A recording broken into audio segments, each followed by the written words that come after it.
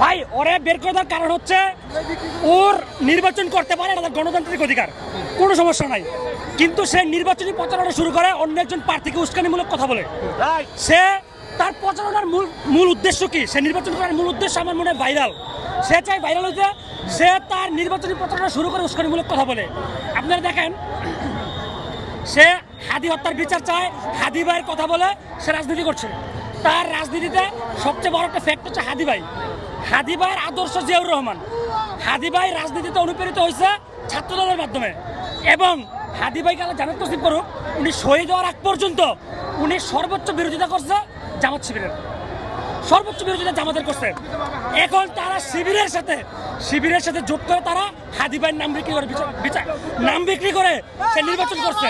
কিন্তু কেন সে হাদি ভাইয়ের নাম কেন বিক্রি করবো? সে অন্য একটা প্রতিদ্বন্দ্বীকে এবং সে অন্য একটা যে ক্যান্ডিডেট তাকে দালালি করতেছে, পুরো ইসলামটাকে নিয়ে ওরা ব্যবসা শুরু করছে। ক্যাম্পাসে কেন বহিরাগত নিয়ে আসবে? ক্যাম্পাসে কেন বহিরাগত? বাংলাদেশ উনি একা আসুক, ভোট ছেড়ে যাক, এটা ওনার গণতান্ত্রিক অধিকার। উনি একা আসুক, ভোট ছেড়ে যাক সুন্দর মতো।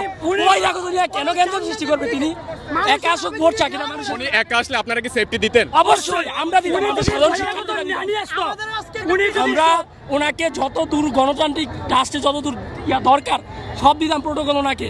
আমরা সাধারণ শিক্ষার সব ওনাকে দিতাম। উনি বহিরাগত নিয়ে আসে মব সৃষ্টি কেন করবে ক্যাম্পাসের মধ্যে? ক্যাম্পাসে মব সৃষ্টি করার মেন কারিগর হচ্ছে আজকে তিনি। আমাদের স্টেজ ভেঙে ফেলছে উনি। ক্যাম্পাস থেকে বেরোয়ার পর